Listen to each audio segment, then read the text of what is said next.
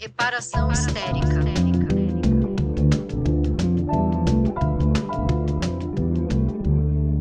Reparação histérica. Olá, histéricas! Como você está, Mili e Manu? Quer dizer, começar com Mili que lança livro hoje, por isso que saiu no singular. Como você está? A gente já vai para Manu e sua gata Dilma Rousseff. Ai, gente, oi, né? Oi, histéricas, Manu, querida, Tati. Eu tô nervosíssima, gente, porque tá um dilúvio em São Paulo, a cidade está travada, parada, Tá então mesmo. eu já estou com aquela ansiedade. Fora isso, tá tudo ótimo. Eu tô sofrendo porque eu quero muito ir, mas a minha filha chegou hoje de viagem, eu estava sem ver minha filha há 9 dias.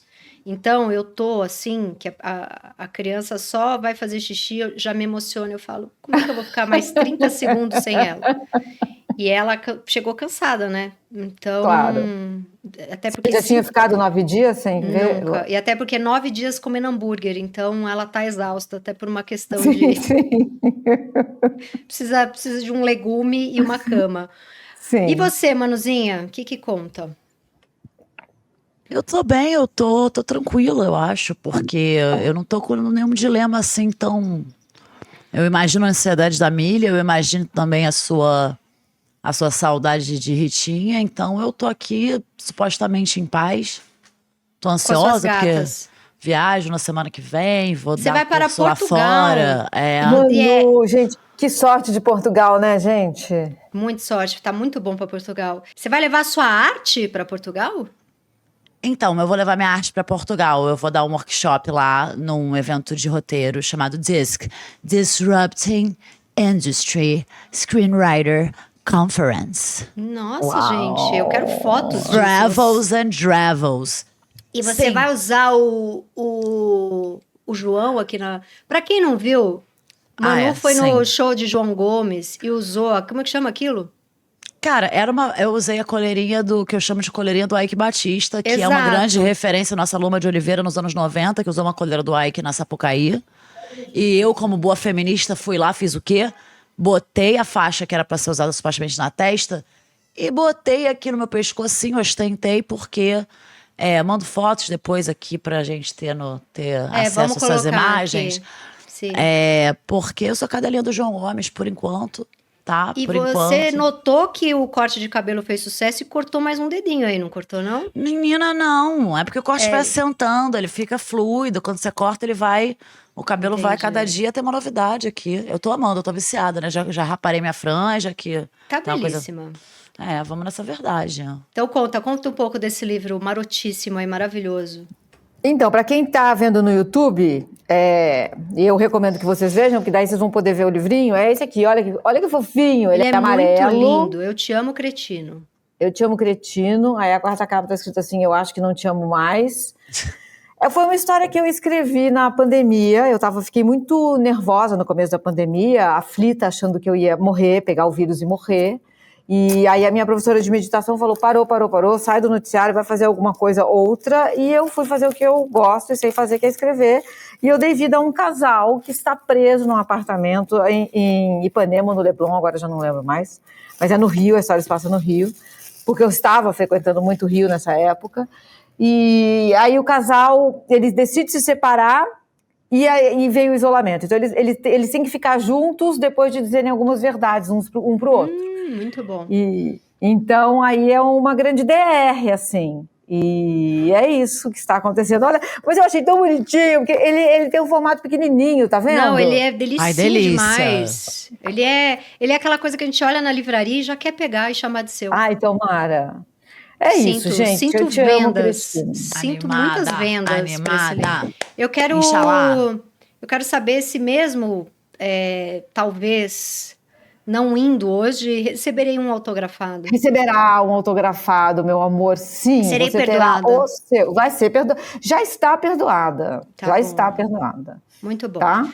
Bom, a gente vai falar, inspiradas pelo livro de Milha, a gente vai falar sobre DR, mas antes eu quero puxar aqui um tema acerca de A.K.A. Charlie Sheen, documentário que está na Netflix, acabou de sair, de 2025, o diretor é Andrew Hensey, E que eu comecei a ver, porque alguns amigos meus falaram que era meio impressionante, assim, como esse diretor, ele coloca o Charlie Sheen narrando a vida dele, pega trechos de filme que conversam com o que ele está narrando da vida dele, né? Inclusive, discussões que ele teve com o pai, o pai de Charlie Sheen é ator também, e aí ele já fez filme com o pai, né? Então amigos que fazem documentários estavam comentando num grupo de roteiristas que eu tenho que esse documentário era muito interessante por isso.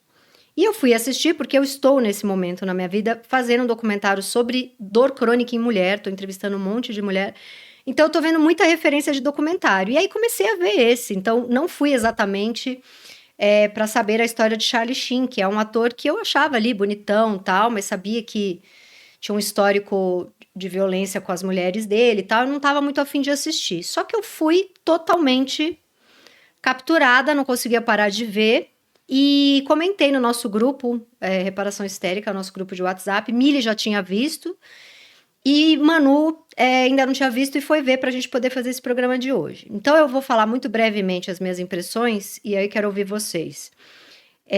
Por que este documentário me capturou? Primeiro, porque tem uma coisa ali que ao mesmo tempo que é muito irritante para mim, uma aprendiz de feminismo, eterna aprendiz de feminismo, não li a quantidade de livro que vocês leram, por isso estamos aqui, para que eu aprenda com vocês.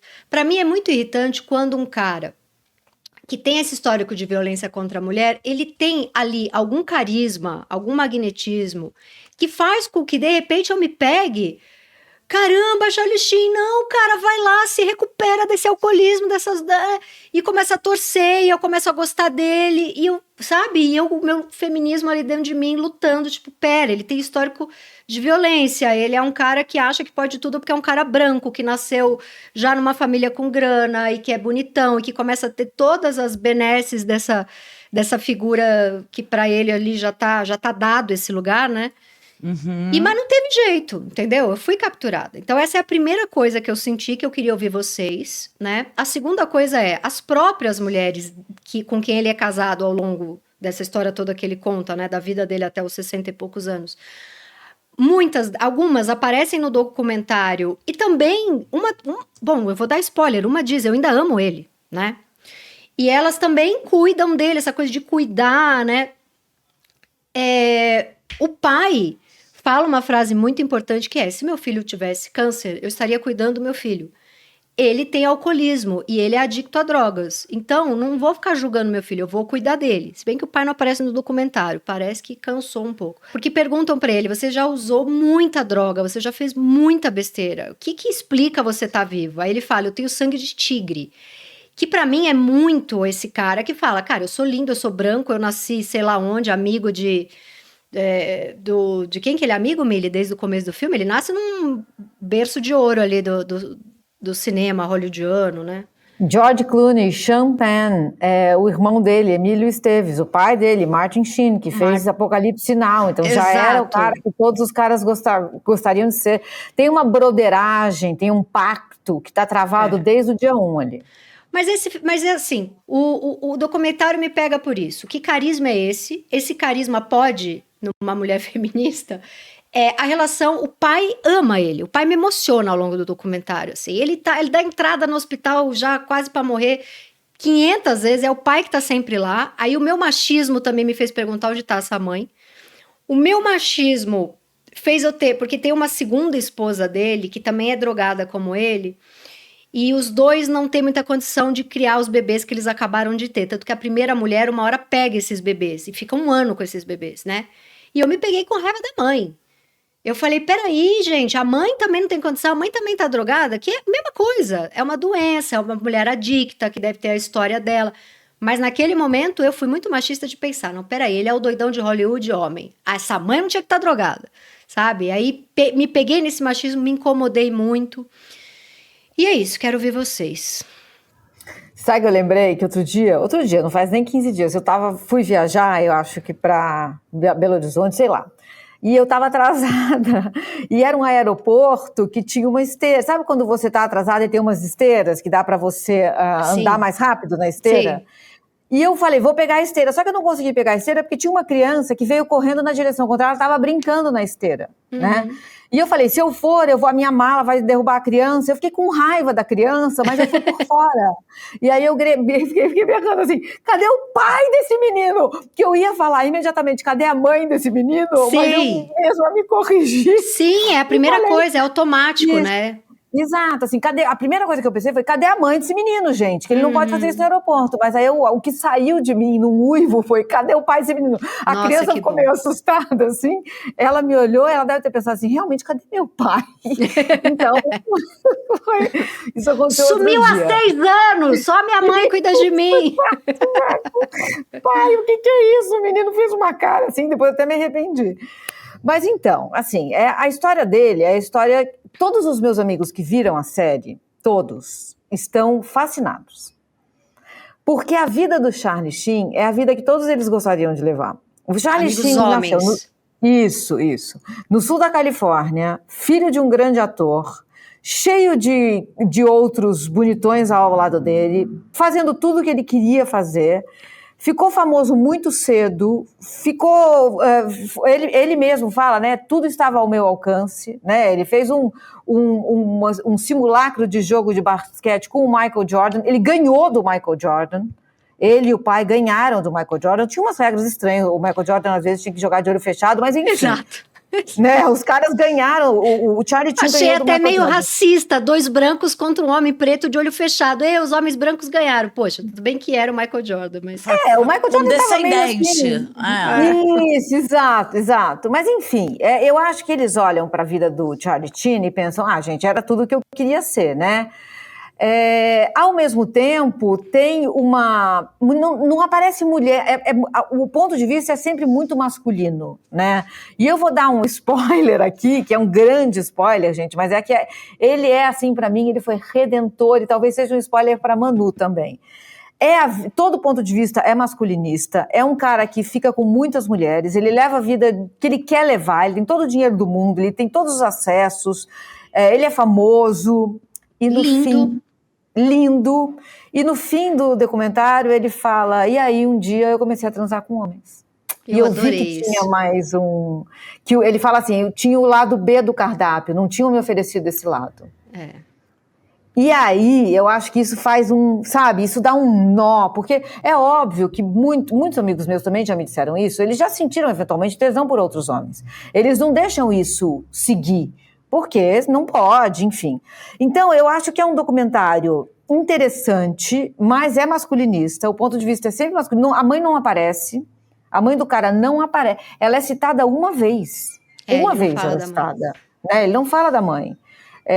Então, assim, a gente vai falar um pouco mais, mas é uma história de um amor reprimido entre ele e o pai. O pai fez Apocalipse Now, ele fez Platoon. O pai também passou um tempo... Adicto, né?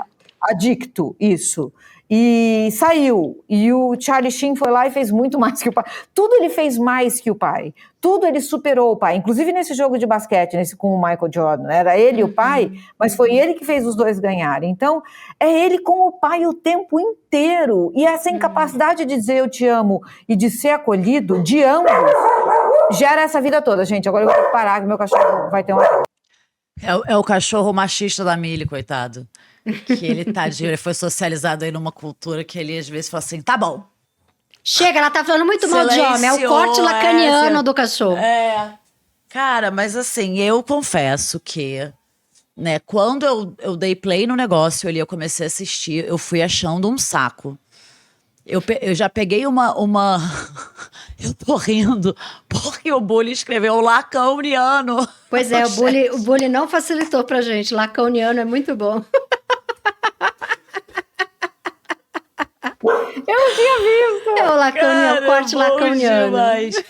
Não, eu vou até retomar aqui. Então, assim, eu já comecei a assistir com uma certa resistência, porque quando eu entendi que, assim, você poder contar a sua própria história é uma demonstração de poder já, né? E quando eu entendi que essa história seria contada da perspectiva dele, eu falei, esse homem não tá em contato ainda com a vulnerabilidade dele, porque ele tá numa posição de muito poder. Ele continua sendo a estrela, sabe? É tudo sobre ele, é esse homem exercendo esse protagonismo absurdo. E aí eu falei, eu não acredito que eu tô vendo mais uma história de ascensão e queda hollywoodiana, ou melhor, né, de um homem entrando numa espiral autodestrutiva, porque um sistema colocou ele nesse lugar idealizado, né, por isso que os brothers acham o máximo, né, é o lugar onde todo mundo numa cultura da imagem, num star system, num sistema solar, né, quer estar. É um lugar de idolatria em que esse cara podia tudo, né? E é uma jornada do herói.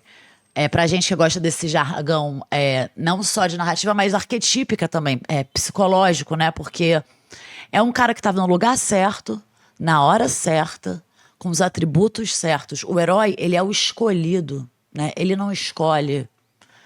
Ele não precisa conquistar o poder na unha, ele encarna esse poder, porque ele já nasce predestinado. Ele é filho de quem ele é.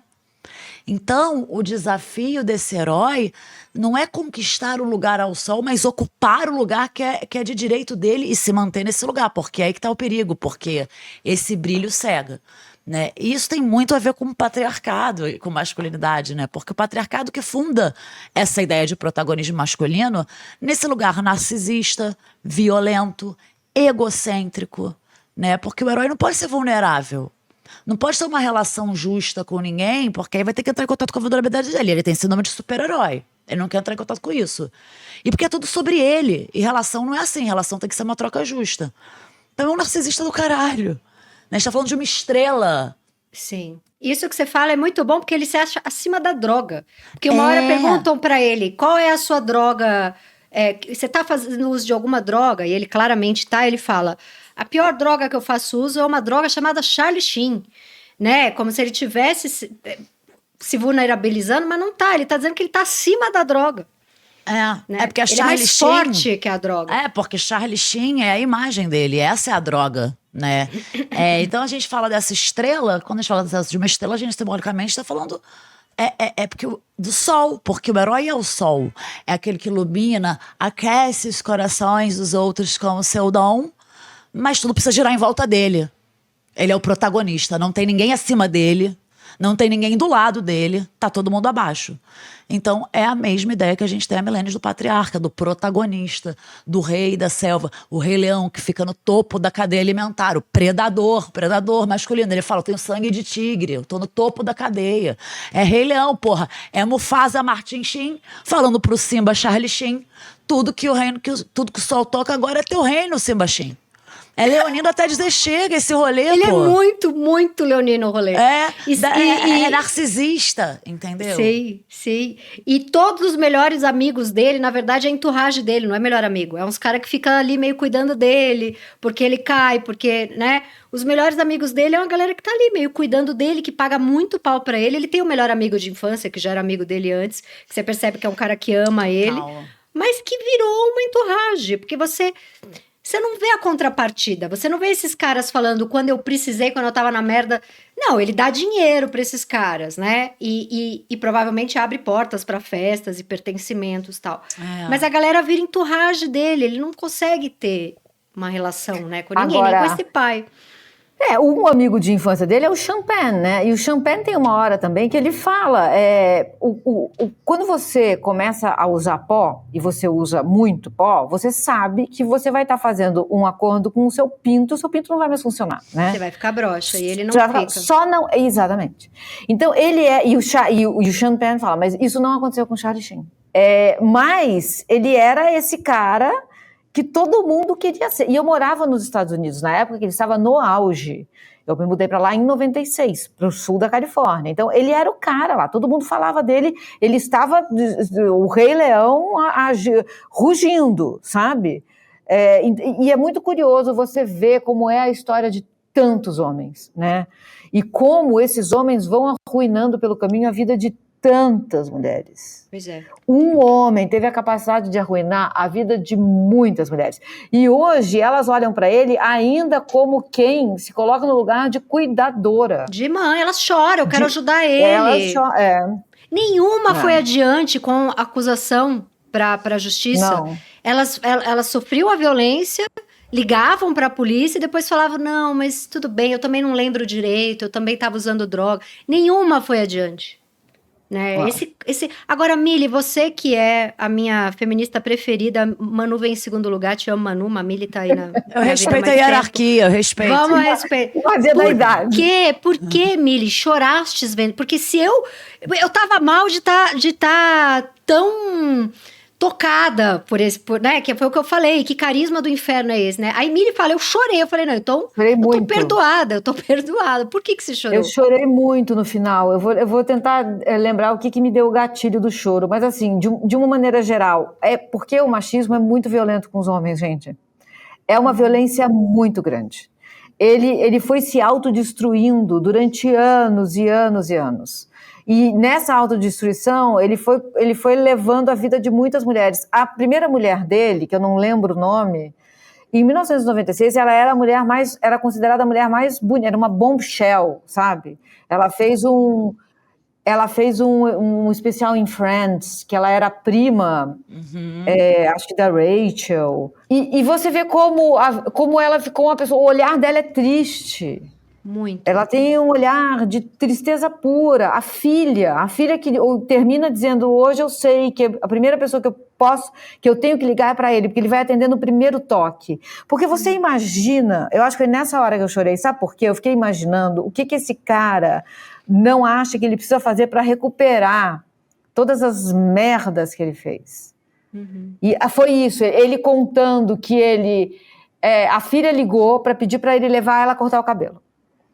E ele estava bêbado, ele não podia ir dirigindo, então ele teve que chamar um amigo para ir com ele.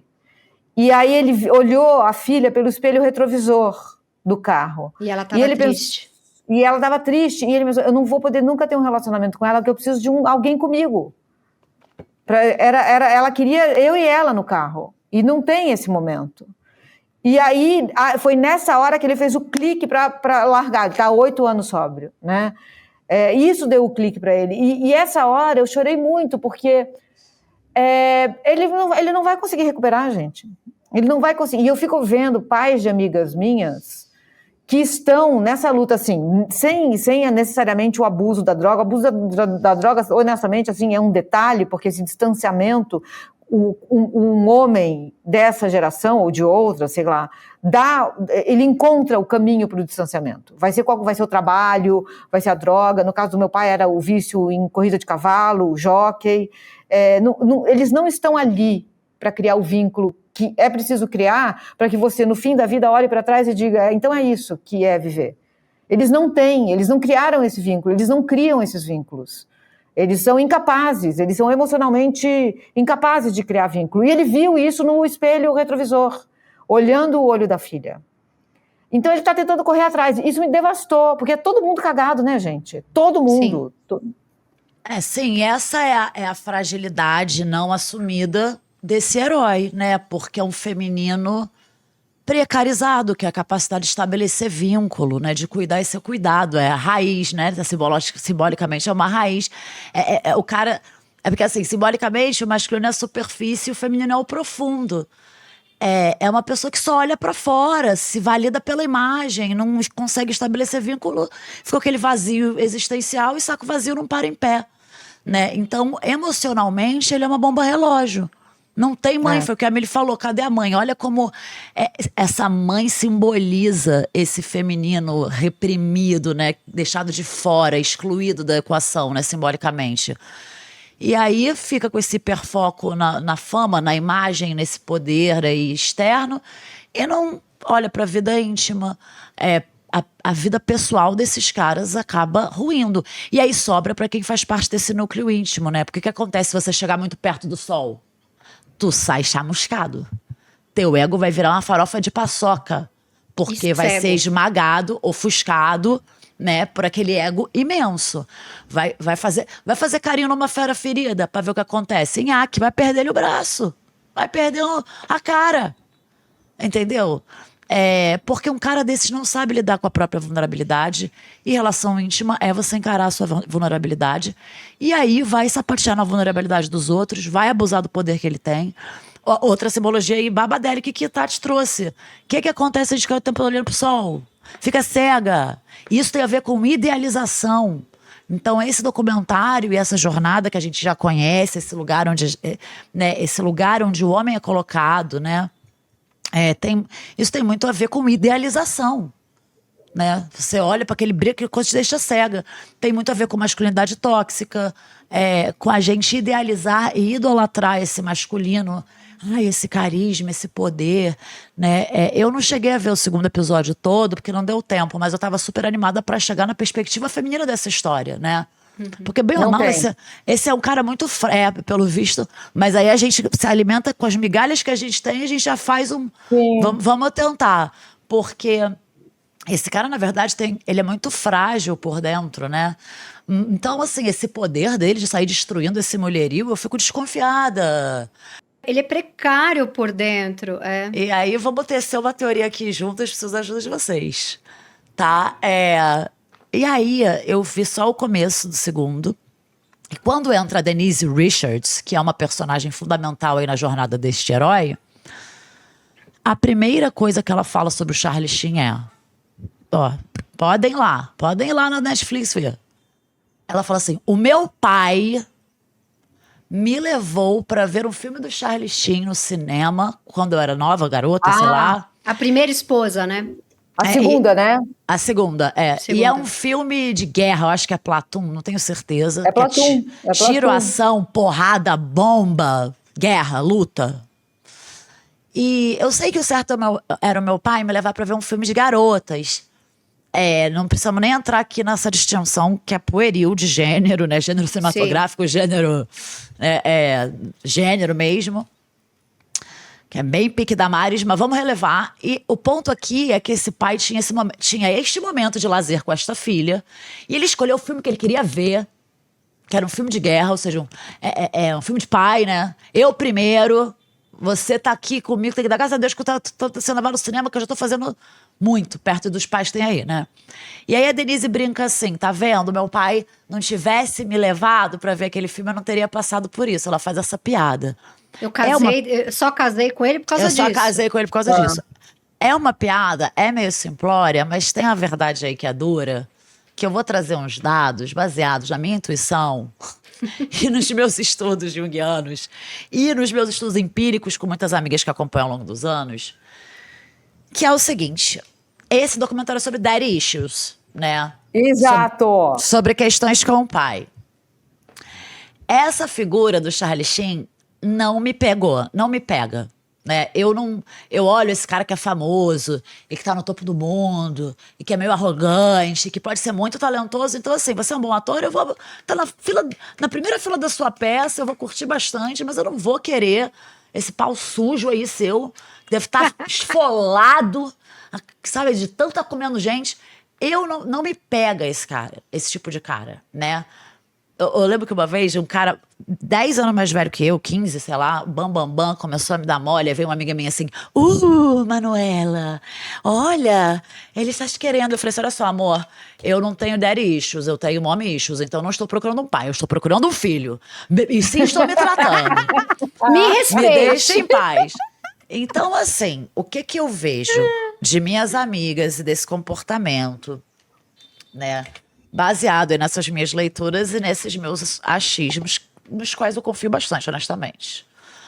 Que, assim, as minhas amigas que têm daristas, que eu acompanho há anos e o pai é uma questão, elas gostam desse cara que ele é, da porta pra fora, funcional, brilha, trabalha bem, todo mundo gosta dele, adorado, né?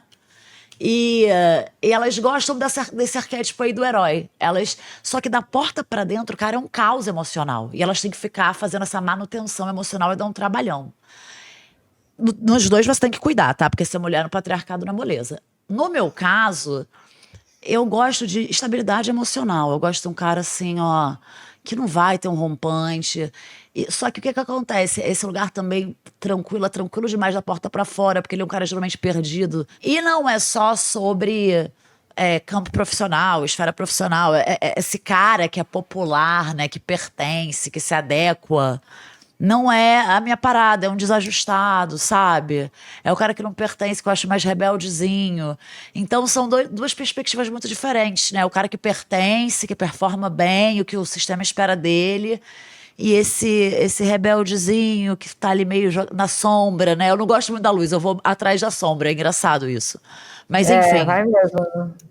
era só isso que eu acho que eu Você, falei só de assim, trabalho, de cara frustrado de trabalho, coitado. Já peguei vários caras que não eram exatamente frustrados. eu tenho daddy issues, mas e quando a Mas, gente tem, daddy issues, mas eu em nenhum momento eu me atraía pelo Charlie Sheen. O que eu achava, eu ficava atraída pelo pai dele, que estava ali para ele, pro que precisasse, que foi um cara que fez sucesso, mas ficou próximo dos filhos aparentemente, que não faltava ali na hora que ele internava no hospital, que até deslumbrou um pouquinho, Hollywood e tal, experimentou droga, mas saiu desse lugar, que dava entrevista falando: meu filho é um adicto, é uma doença como câncer, então eu não julguem meu filho, vamos rezar por ele.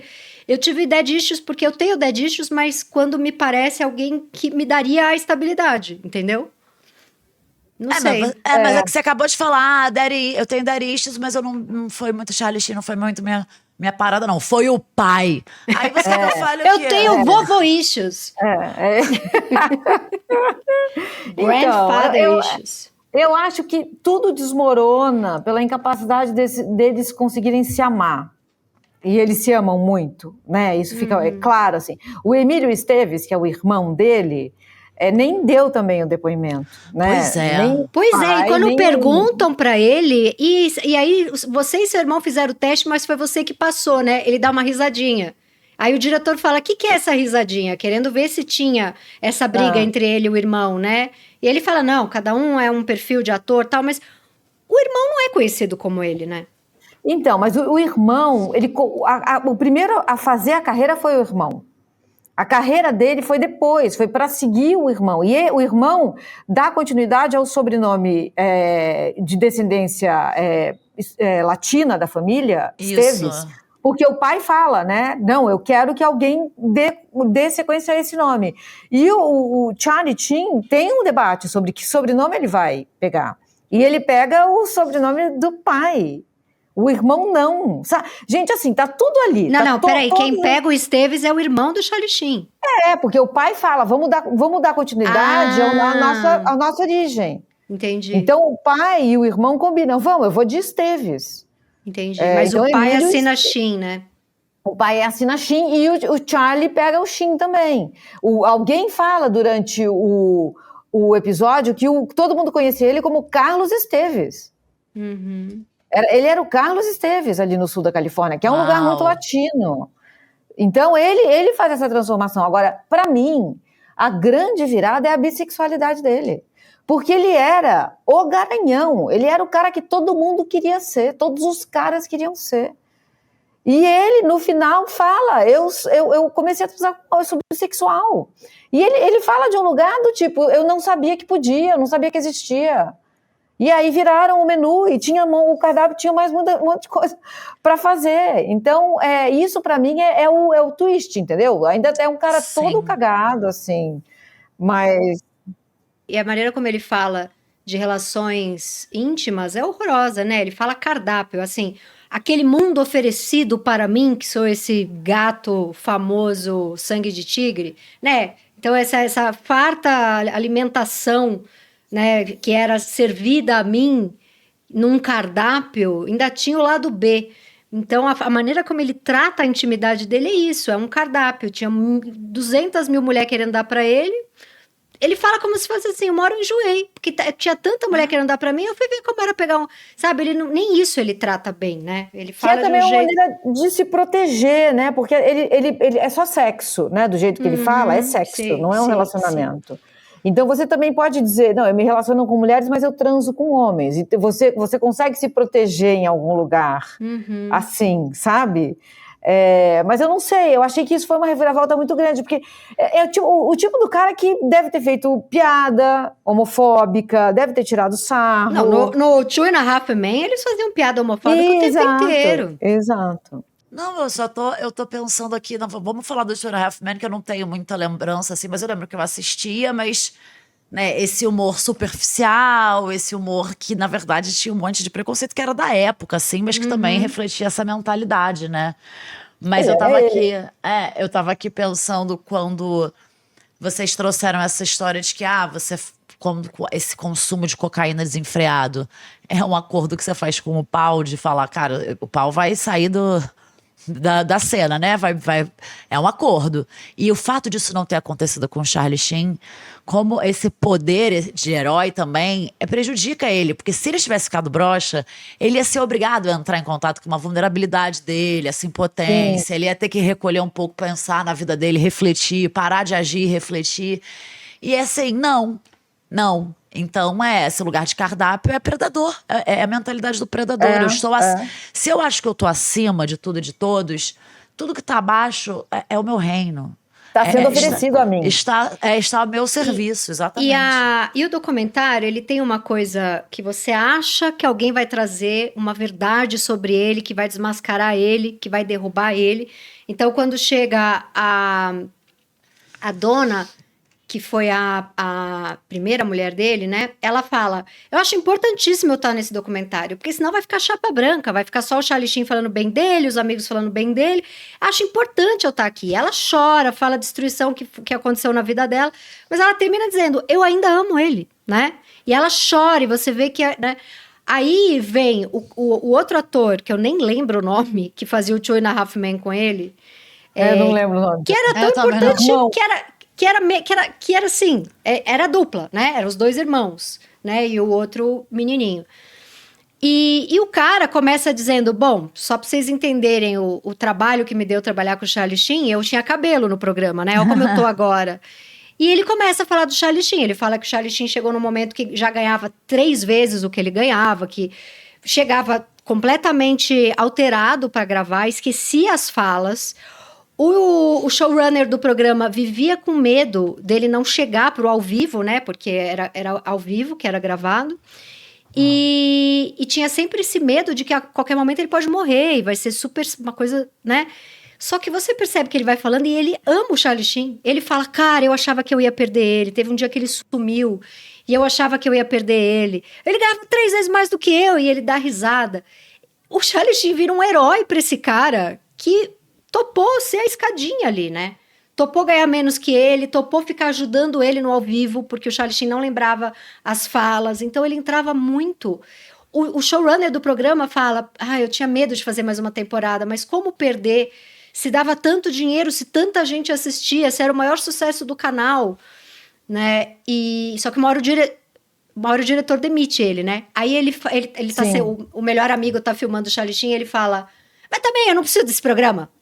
Dane-se esse programa, né? Acho que a única vulnerabilidade desse documentário é quando filmam ele sendo, tipo, ele acabou de ser demitido. Ele fala, esse programa aqui precisava de mim, eu não precisava desse programa, e ele não tá mentindo, né? Não, isso? Teve mais uma temporada, colocaram lá o ex-marido da Demi Moore, aquele bonitão, antes do Bruce Willis, que eu esqueci o nome. Ashton Kutcher. E não rolou, né? E não rolou. Mas assim, minha mãe, eu vi muito, eu sou viciada em sitcom, né? Então eu vejo todos, assim. Todos, não todos, mas eu tenho os meus preferidos. E a minha mãe vê até hoje. E tem uma função terapêutica, sabe? Esses seriados, assim. Minha mãe com 88 anos, eu ouço ela rindo. É muito legal. E aí vai com o machismo, vai com tudo, não tem nem o que fazer, né? Tá funcionando de entretenimento. E outro dia eu vi uma definição, acho que foi do Safatli, muito interessante sobre a diferença entre entretenimento e arte. Entretenimento faz a gente esquecer, a arte faz a gente lembrar. Né? Nossa, isso é muito bom. Ai, que lindo. E é importante, a gente precisa ter um pouco dos dois, né?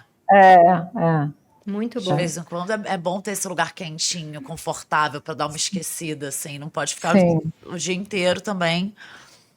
Nossa. Mas eu tava lá quando ele foi fazer o Two and a Half Men.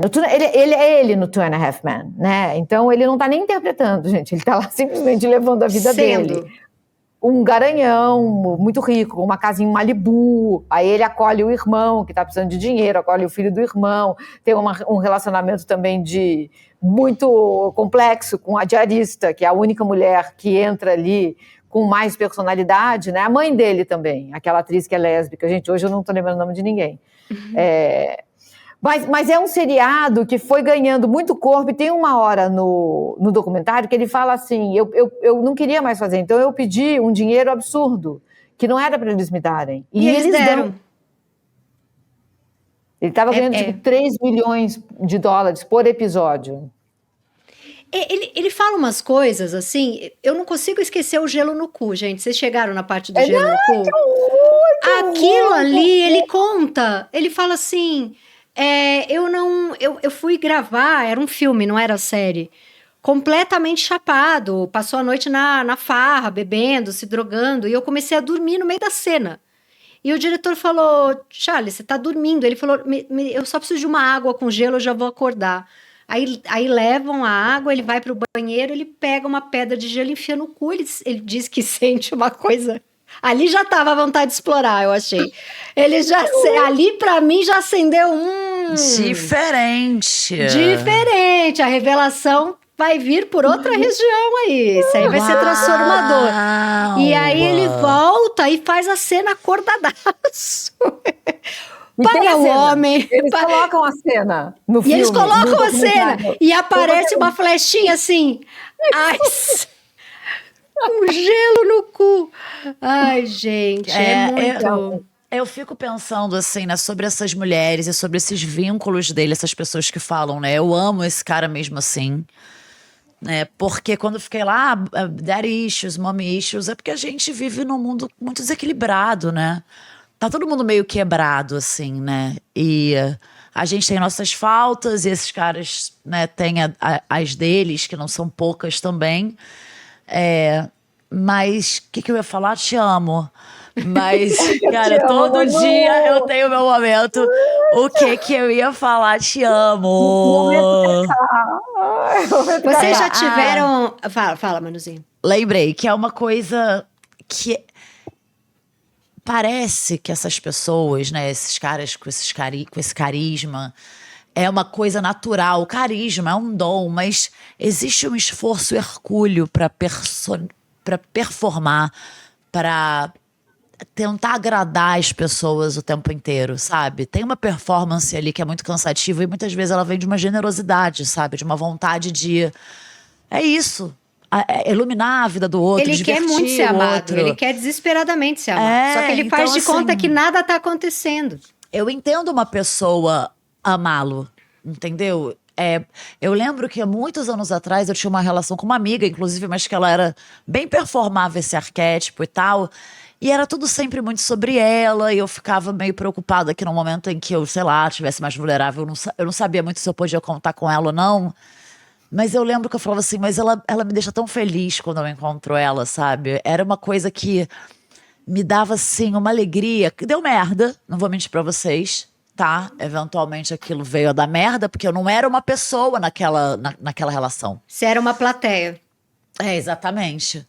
E às vezes a gente entra em relações assim também, tá? A gente que se acha maravilhosa, a gente se apaixona pelo brilho no olho do outro e fica ali, né? Recentemente, assim, eu lembro de eu vendo um histórico de conversa com um cara e eu morrendo de rir. Toda hora eu ia lá no histórico de conversa, porque eu tava apaixonada, não. Porque eu tava me achando muito engraçada. Era um monólogo. E o cara ficava... E eu fazendo piadas de mim, o cara... KKK, figura, pode crer. E eu assim, a gente se dá muito bem. Você tava apaixonada por você mesma, né? Tava nem aí porque ele tinha a dizer. Tô nem aí pra nada. Sabe? Era um monólogo, não era um diálogo que tava ali. Então isso é uma armadilha do ego que todo mundo pode cair, tá? Que a gente não é melhor que ninguém. Mas é isso, tava todo mundo quebradinho. Então eu entendo amar, mas eu acho que é isso, é investigar mesmo. Essa perspectiva, né? Dá vontade de ver só um documentário sobre como é que é. Tem a Donna, é Donna a primeira e tem a Denise, né? Mas eu tava falando da Denise, assim, quando eu falei que ela era uma bombshell, era a Denise que eu tava falando, porque ela era, assim, a mulher mais cobiçada para alguns trabalhos em Hollywood naquela época, e ele ficou com ela. Então foi tipo, sabe, o príncipe e a princesa, a noção de que, meu Deus, olha esse casal, e a gente foi vendo a deterioração, porque é isso, não era um vínculo, não era um relacionamento, né? E os dois se fagocitaram. E ver a tristeza no olho dela hoje, Eu achei, assim, devastador, de como degringolou naquele nível. Mas, assim, com todas essas ressalvas, Manu não gostou, né? Eu diria que eu gostei. Eu gostei também. Gostei pelo que gera de discussão. Tá tudo ali, sabe? Um recorte de uma masculinidade que precisa morrer para pessoas que performam ela e vivem com quem performa ela pararem de se destruir, né? É uma destruição, assim, um efeito dominó da destruição, né? Vai para... Não sabemos o que aconteceu com a mãe não existe. Ela existe, porque ela é citada uma vez lá, mas ninguém fala, não tem ela indo buscar ele em hospital, é sempre o pai. É sempre o pai que está nessa situação. E é o relacionamento dele com o pai, ele jogando basquete com o pai. Mas estão todos os recortes ali, sabe? Do que é ser um homem e do que é ser mulher nesse mundo. Agora, vocês já viram o documentário do Tiger Woods, que tá na HBO também, 2 partes? Ainda não. É maravilhoso. E eu acho ele menos pavão, assim, sabe? Eu acho ele mais sensível. Porque esse eu acho até cafona. E essa inteligência artificial, essa reconstituição de imagem. Achei muita imagem, sim. Achei Sim, meio superficial. Achei meio superficial também. O do Tiger Woods tem umas frases assim que você tem que dar uma recostada ali, porque...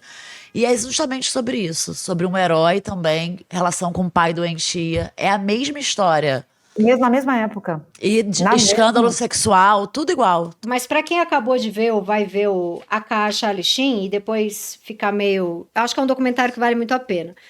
Mas depois ficar enojado com essa masculinidade toda, eu indico A Cura para depois ver um outro documentário lindo que chama Will Harper, que é Will Ferrell. Ele fez vários trabalhos com dupla roteirista que se torna uma mulher trans, se torna Harper. E aí ele resolve fazer uma viagem de carro, né? Uma road trip, para conhecer melhor a Harper, que agora vai se tornar a melhor amiga dele. E é a coisa mais linda, mais delicada, mas não deixa também de ter o Will Ferrell ali sendo um cara que ainda é muito machista e quer aprender com isso, né? É tão bonito esse documentário, então fica essa dica. E acho que não vai lindo. Fala, Mili. Não vai dar tempo da gente falar de DR. Eu queria falar um pouco desse documentário do Will and Harper, porque é tipo 2 amigos, assim, eles eram amigos há 30 anos já. A Harper decide fazer a transição com 60. E ela liga pro Will e fala. E o Will fala, o quê?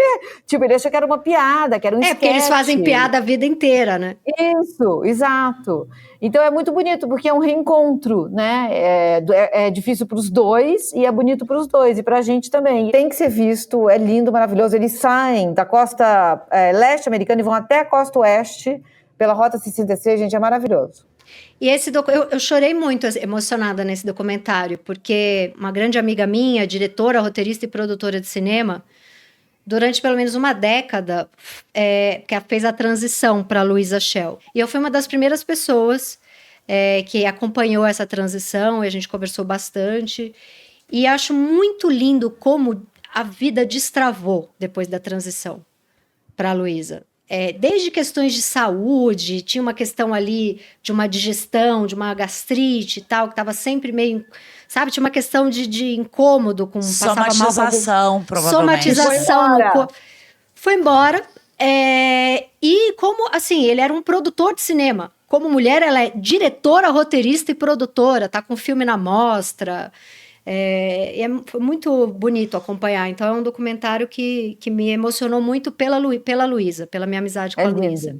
É lindo, muito lindo. Então, semana que vem a gente vai falar de DR, que a gente prometeu falar no começo do programa, mas aí eu já vou ter lido o livro da Mili, então a gente já esquenta mais um pouco o livro da Mili aqui no programa. Nossa, gente, DR, eu vou falar para vocês. Eu, quando tinha 17 anos que eu prestei vestibular, eu prestei Casper Líbero. E um dos livros que era leitura obrigatória para Casper Líbero era o livro do Raduan Assar, Um Copo de Cólera, que é um casal brigando, o livro inteiro. Sim. Quando eu li aquilo, eu fiquei enlouquecida. Eu falei, se um dia eu for uma escritora, é esse tipo de neurose que me interessa, sabe? Então, assim, vai render muito um episódio sobre DR. E eu pensei a mesma coisa vendo aquele filme com a Fernanda Torres, Thales Panchacon, sabe qual é? Que filme é esse? Gente, é várias um bem refs. antigo, o Eu Te Amo, não é Eu Te Amo? Isso, e também é uma DR, né? É uma DR. Eu pensei a mesma coisa. Eu falei, gente, um dia eu quero escrever alguma coisa assim, sabe? Sim, me As interessa. pessoas trancar. Me interessa demais isso também. Falaremos de DR. Boa. Manu tem Bom, dicas? Manu vai dar dica? vai dar dá diquinha, Manu. Não, a gente já falou um monte. Eu falei do Tiger Woods, se bobear, eu já trouxe essa Ah, dica aqui, Tiger porque eu Woods, sempre boa. falo. É um bom documentário, acho que tem um equilíbrio Sim. bom, assim. Eu quero dar uma não dica, né? A gente deu a dica do Akash Alishin, deu a dica do Will and Harper, eu quero dar uma não dica, que é o seguinte, é um bom documentário, só que não assista à noite, porque acabou com a minha noite e eu vou provavelmente ficar deprimida mais uns 5 dias, que é o Número Desconhecido Catfishing na Escola, que é uma história real, então não vou dar exatamente um spoiler, bom, documentários é isso, né? São histórias reais. Mas é uma menina que sofre um cyberbullying pesadíssimo, e, enfim, quem tá fazendo isso com ela é a mãe. E é muito pesado e acabou com a minha vida por não dormir e tô, assim, muito mal até agora com esse documentário. Então, é uma não dica. Se você quiser assistir porque, sei lá, vai gerar debates ou você gosta de ver uma coisa muito ruim, veja com a luz do dia. Depois à noite assiste uma novela. Com as minhas sabe? mommy issues, eu vou longe, né? Diretamente pro Nossa, centro da gente. terra aqui. Eu vou pro inferno. Cara, eu mandei uma mensagem 1 da manhã pro Dunker, coitado, me perdoa, Dunker, dizendo, por favor, faça um episódio do Desejo em Cena no seu YouTube falando desse catfishing na escola, porque o que leva uma mãe a fazer isso com a menina é muito gente. pesado, muito. Eu não Hoje a gente estreou o quadro Você Não Pode Deixar de Perder. Você não pode, boa. não deixe de perder esse horror, esse horror. Bom, então é isso. Você que é um Hysteriker, por favor, não deixe de se inscrever no meu canal de YouTube, que já está com 30 mil inscritos, eu estou feliz. Porém, sou megalomaníaca, acho que o número ainda está baixo. Lembrando que a gente precisa de mais gente se inscrevendo e que daí dando likes, compartilhando, porque aí vão chegar os maravilhosos patrocinadores, e esse projeto pode continuar. Exato. E é isso. E hoje te desejo uma noite maravilhosa de lançamento, Miri. Como é bom lançar livro. Obrigada. Bota aquela fita crepe no umbigo, porque eu sempre saio destruída de lançamento de livro. Sabe? Já ouviu falar da fita crepe no umbigo? Pra energia ficar pra você. Boa. Exato. Vambora. Obrigada, viu, Tati, Manu. A gente se vê terça que vem. Sucesso! E até semana que vem. Obrigada. Beijo. Tchau. Beijinho. Reparação histérica.